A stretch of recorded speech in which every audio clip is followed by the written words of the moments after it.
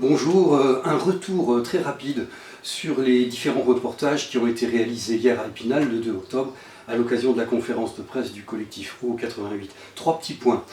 Premier sujet, les médias, mais ça peut nous interroger, n'ont pas relayé le sujet du moratoire sur les différentes autorisations sollicitées par les industriels, en particulier Nestlé. Pour nous, c'est un mot important, le mot moratoire. Deuxièmement, nous pensons que pour atteindre l'équilibre de la nappe, c'est-à-dire l'équilibre entre les entrées et les sorties d'ici 2021, la seule solution réelle, rapide, efficace, c'est l'arrêt des prélèvements de Vittel Bonne Source dans cette nappe par Nestlé.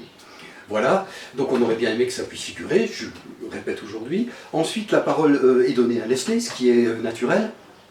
Et comme d'habitude, Nestlé, en l'occurrence la PDG de Nestlé Waters France, ne dit pas des choses fausses, mais encore une fois ne dit pas la vérité non plus. Moi je peux simplement vous dire, et on peut le démontrer facilement, Nestlé puise aujourd'hui, 2019, plus d'eau qu'il y a 5 ans par exemple, dans l'ensemble des ressources en eau du secteur. Voilà.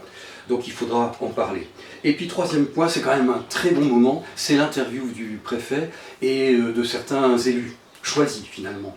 Alors concernant le préfet, il dit avoir un scénario. Nous on ne veut pas de scénario, nous on veut une démarche.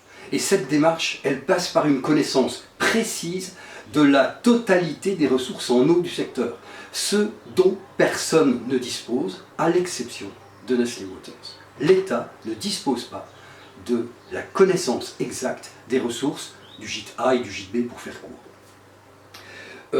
Ça donc c'est le préfet. Ensuite, les élus, Madame Bégel, présidente de la Clé, conseillère départementale, qui dit « Ah bah c'est bien, demain ce sera plus agréable ». Bah, on n'en doute pas que ça va être plus agréable.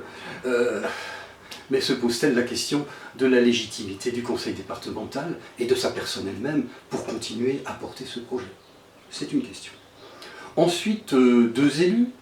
Le premier président de la Clé, M. Jean-Jacques Gauthier, ancien maire de Vittel, et M.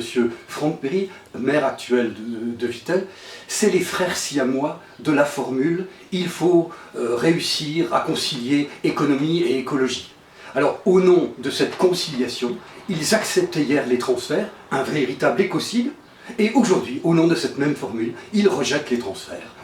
Ben, c'est fantastique, la capacité qu'ont les politiques à valer tout cru des anacondas. Voilà, c'est fait. Et puis, la dernière personne interrogée, c'est M. Grenier, qui est sénateur, président de la fromagerie L'Ermitage. Alors lui, visiblement, il tombe de l'armoire, c'est le seul à ne pas être au courant, et je pense qu'il est sincère. Il doit se dire, mais qu'est-ce qu'ils sont en train de faire dans notre dos? Ben, je pense qu'il a raison de se poser ce type de questions. Hein. Même si la fromagerie va devoir faire des efforts, je pense, ça peut être une piste, pas aucune certitude là-dessus, mais on pourrait penser par exemple que le demi-milliard de litres qu'utilise la fromagerie chaque année intéresse par exemple son voisin, Nestlé Waters. Qu'en pensez-vous? Merci.